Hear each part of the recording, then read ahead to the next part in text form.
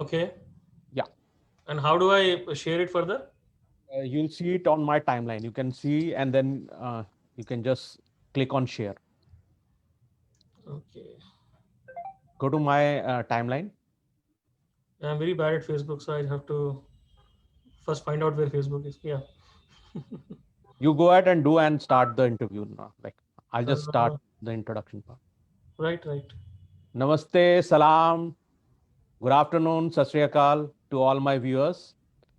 I am again back with one more friend of mine, Mr. Sumit Shukla. He is a CEO of a online education company. So, welcome, Sumit. Hi, good afternoon. Welcome. Thank you. Thank you for inviting me. So, how are you today?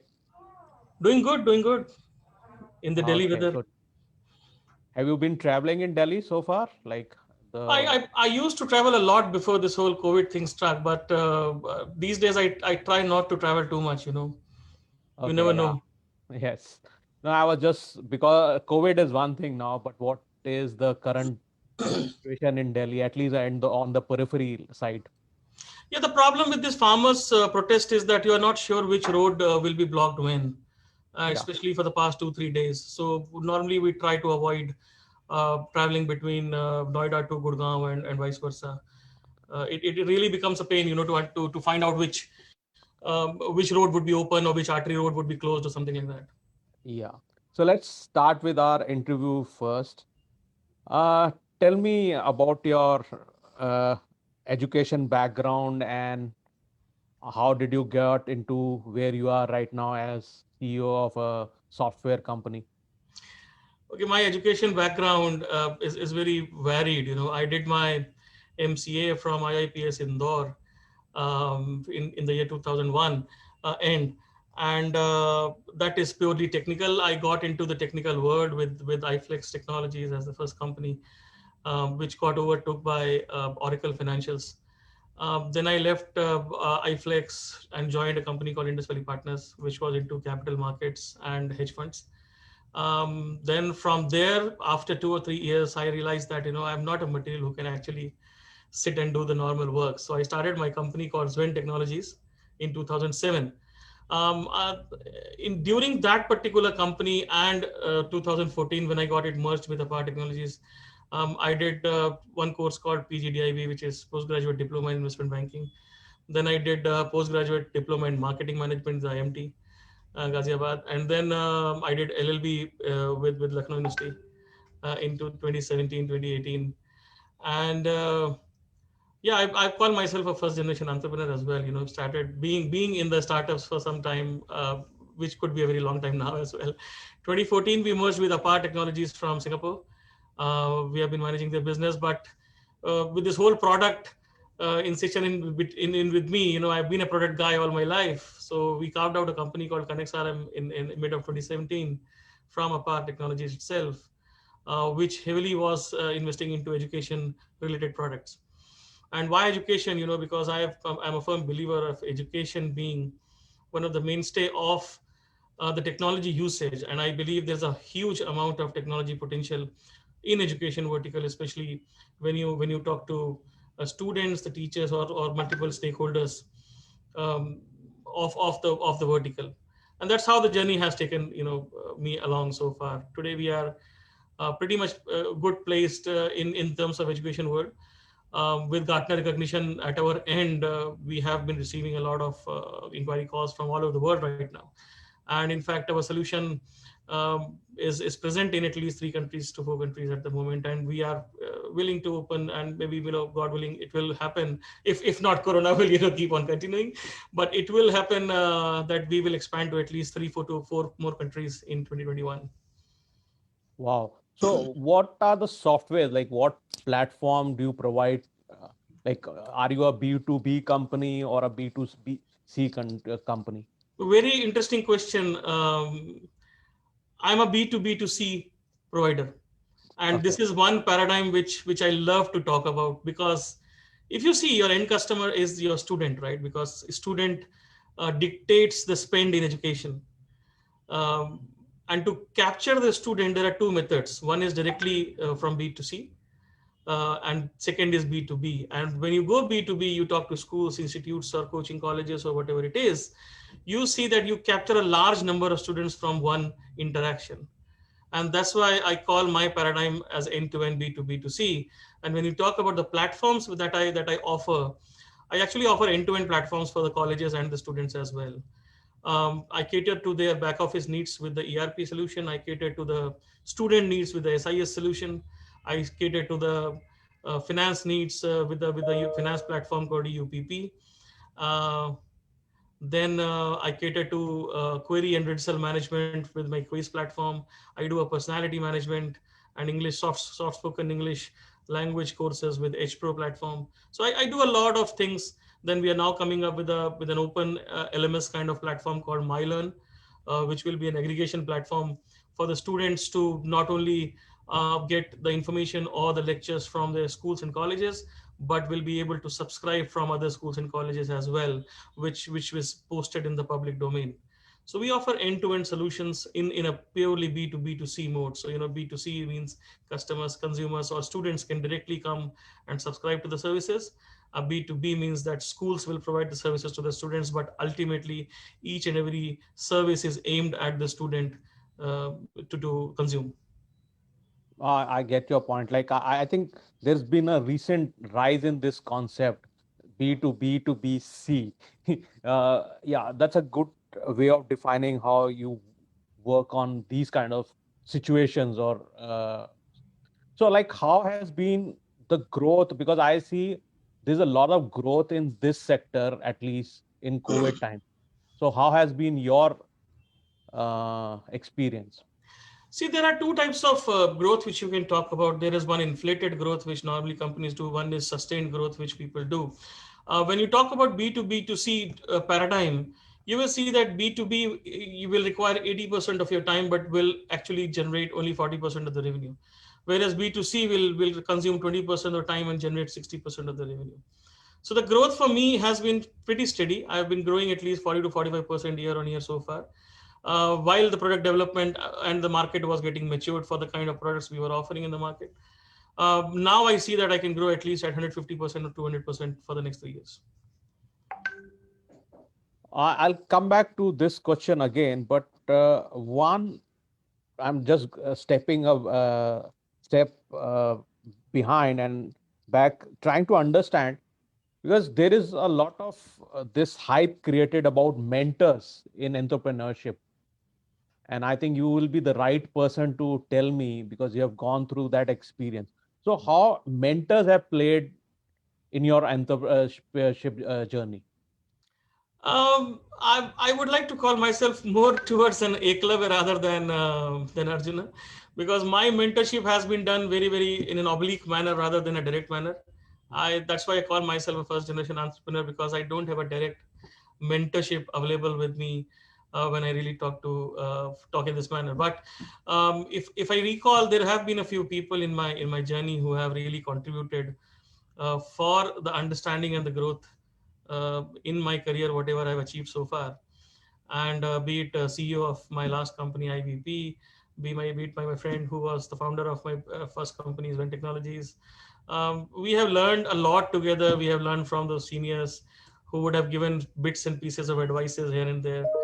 And where things have helped, when you get in trouble, you really recall what kind of suggestion they could have given or they would have done in that kind of scenario. So I have not really got into a one-to-one mentorship with anybody so far. But I do have an oblique references of the recommendations they have been giving, they have given in my life, which has actually guided me to my journey. So, do you think like it's a hype which has been created like that you require? Because there is one set of people or entrepreneurship circle which stresses a lot on mentorship. Okay, let's go back a bit in the entrepreneur cycle for the people, and you realize that the people who have been successful in the world in entrepreneurship really have created an example rather than following an example. And when you get into one-to-one kind of mentorship with the people, or the people who have really been successful, what they try to do is they don't let you explore the world in your own. They would like to infuse their experiences in your growth. I'm not saying that is wrong, because that would help them grow in a proven manner, but that is not a raw growth, and the people who have really grown in the world have grown raw, and nobody would have a mentor who have really come and coached them that you should do this in this kind of situation, this in that kind of situation. And with this, I recall a story which I read very early, that there was one outgoing CEO of a company who, while handling the charge to the other CEO, gave him three envelopes and said, whenever you get into trouble, open one of these envelopes. And there was one written, two written, and three written, and said, whenever you get into first trouble, you open the first envelope, second trouble, second envelope, and so on. So the CEO said, okay. He just tossed the envelopes, in his drawer. And when he got into his first trouble, he was just thinking. He thought, okay, let me see what is there in that particular envelope. So that envelope he opened, it said, just ignore. So what he did was ignore the problem and moved ahead. And then second time when he got into trouble, he again opened that particular envelope, second number, and that said, blame it on somebody else. And then he did the same, and he blamed it on somebody else. Then he again moved on in his life, moved on in his career. And when he got stuck the third time, then he thought, why not let this third envelope open, because this gives the right advice for me to survive. And when he opened, the letter said, time to write 3 more letters and hand over. So, so if you call that kind of mentorship, that's a good mentorship, because it teaches you life in the raw manner. But guided entrepreneurship is something which I'm not a big fan of. Okay, yeah, I share the same thing. Like, I'm not into kind of this circle which stresses much more on mentorship, but I'm more inclined towards people who can coach you. Like, I'm a fan of coaching, not in that sense of like IIT entrance coaching, but in sense of like trying to bring what is in your or in our entrepreneur's heart, what he wants to develop. Okay, Yeah, coming. that's why I believe in the concept of taking the risk on your own. And okay, so I always tell my people as well that you don't need to really dig your own in your ditch to really fall. You can fall in my ditch as well. But the point is, I do believe in that old school philosophy that I can create my own paths. Maybe not reinvent the wheel, but still improve upon the wheel, which could be made better by my kind of experience rather than anybody else's experience. Yeah. Okay, coming back to the COVID thing, which we were discussing earlier. So how has this COVID period affected your business? I also, I'm on the same boat as the education people are in this COVID business. For me, during the COVID times, the business was much better. In the online world, where people in education, especially in the business of schools, realized that what we have been trying to tell them for some time, maybe in the last 2 years, that why should they move to the digital platforms, really came into the existence during this whole COVID times. And you see the schools who were better digitally equipped in imparting the digital information, imparting the digital knowledge to the students, survived much better than the school who are trying to rush to adopt the new phenomena or the new normal. It has not changed yet, because there are confusing signals by the government itself in terms of how the schools should function. Parents are very much deterrent from sending their wards to the school yet. It's a clear indication that everybody's afraid still, and you see the cases are still, they have come down, but everybody's afraid if that would happen to their kid. And if you really study the phenomena in the West, European schools did open. They opened in a regular manner, but now they're again closing down because of the surge in the COVID cases from the school fraternity itself. So schools adopted digital channels much easily. There was a frantic rush to adopt digital channels because of the fact that they really had to show. I'll not say if regular education was being imparted or real education was being given, because of the lack of understanding from the teachers itself on how to manage an online world in the classroom. using the digital channels, but everybody rushed to adopt one or other kind of digital channel just to show that they are on that particular bandwagon. So it helped us, it helped us. It did give me sufficient impetus during the time. We did innovate also during the times of COVID, thanks to my team and and then my colleagues who really spent some day in day out to modify the solution in a manner that would be more cohesive towards the needs of the school using the digital word. So I will say it's a balanced approach which we took. It's a balanced result which it gave, and I won't say it's bad for us at least. Okay, good to understand this. So, like, how this transformation has happened? Like, I saw uh, that before COVID period, I see that there was more asynchronous kind of education being imparted. But now with Zoom, platforms like Zoom or Google Live and things like that, it has actually reached synchronous level. Like, what is your take on that? From an intellectual position or intellectual part of the world, I would say you're right. But from the real and ground strategy, if you see, and I see a lot of ground realities in this world right now, it's a face or a mask which has been put by the schools. Teachers really do not understand how to manage online classes. They are not prepared for the online classes. There is no proper preparation for the online classes. And I have seen multiple videos also making fun of the online classes so far during these times. But I believe online classes are more for the parents rather than the students. And it so happens that a parent is so involved with the student's education that 60 to 70% times you would see one of the parents sitting with the student or his award and attending the class simultaneously, and maybe half of the test they are giving, along them. So schools have to really learn on how to manage the online world or the digital channel.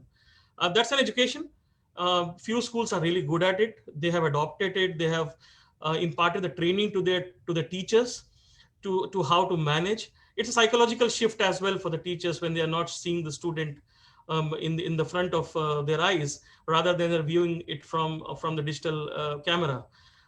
It's very different because a student might be doing something else which is not in the vicinity of the camera, and yet he's trying to show that he or she is present.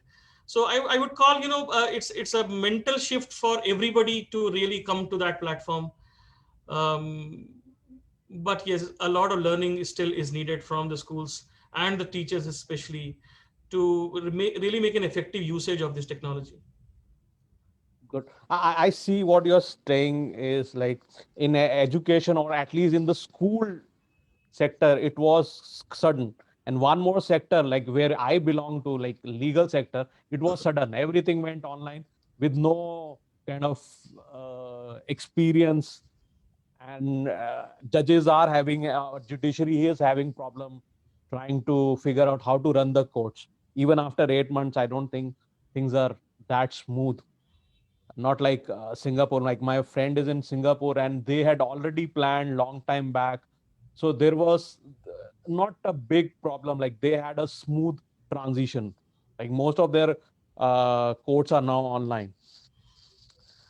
Okay, coming back to understanding about your business a little bit more, like what legal challenges did you face during this period? No, we And are pretty much straightforward, to be honest. Our contracts are straightforward.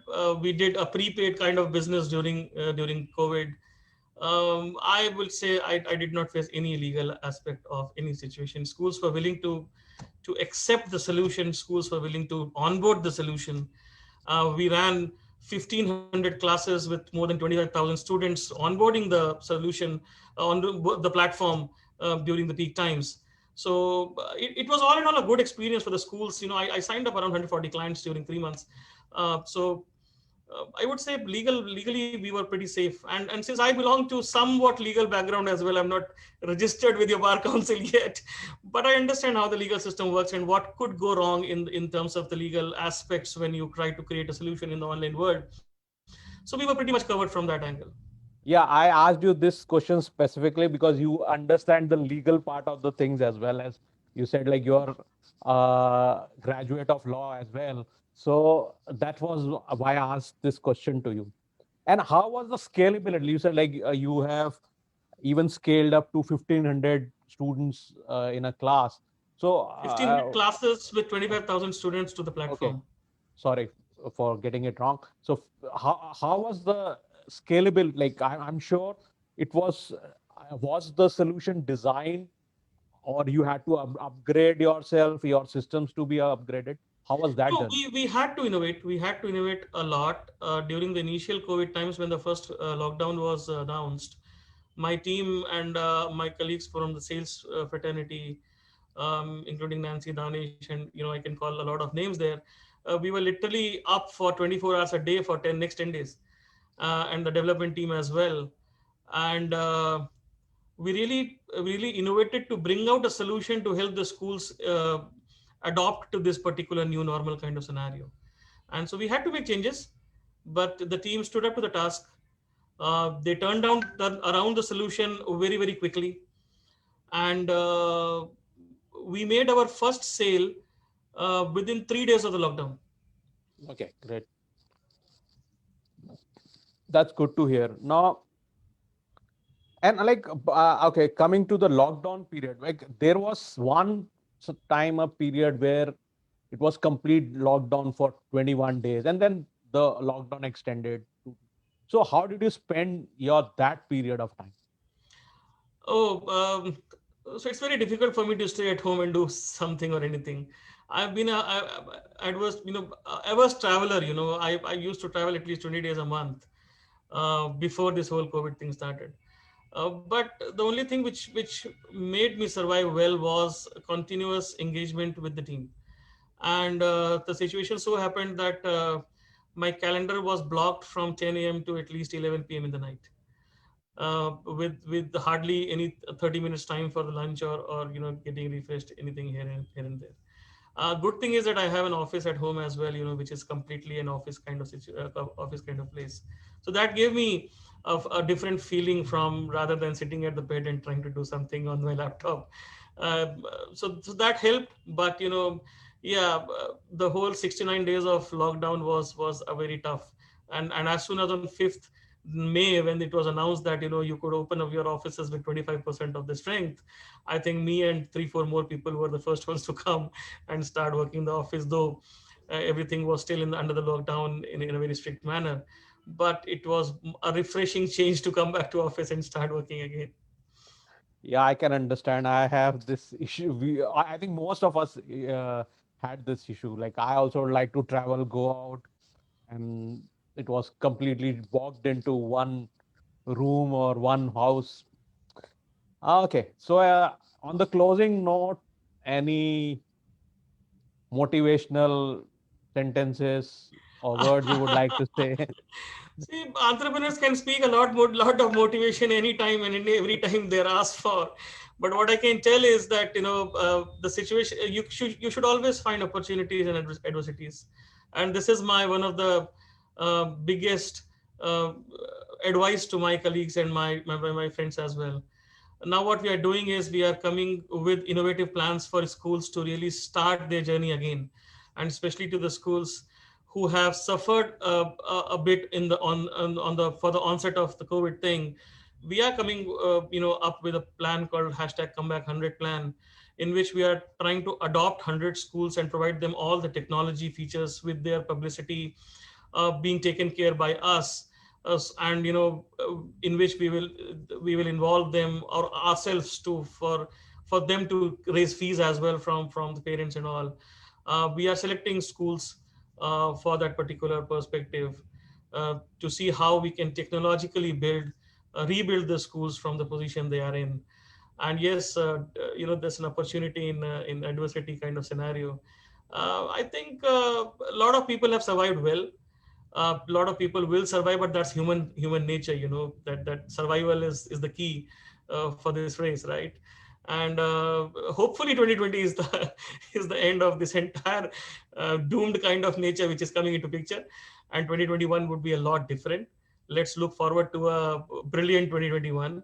Let's forget 2020 from our life, that it shut down everything. But the good thing is that after 10 years, you will be able to tell your children or your grandchildren or whoever it is that we saw a period where nobody was going out. So I think I totally agree with you. Like the age group you and me are, we have seen the most changes in the world. Like yeah, even in computer, if you see, like I still remember like 5.5 inch floppy disk, oh, yeah, or and we have gone to USB and then now cloud storage, and now we have seen this part also, that yeah. total close down. I started my computer journey from 286.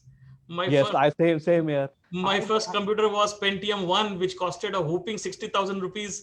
My father took a loan from his office to really buy that computer. Today, computers are coming at peanuts. So yes. so there's a lot of changes which has happened. Commodores, I remember I Commodore 64 around, I think 85, 86.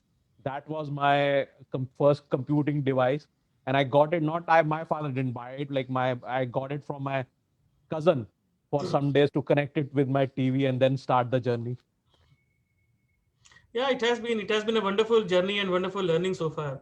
Yeah. The only good thing is that with these kind of varied experiences, I think if anything new comes, it will be like, oh, was this remaining?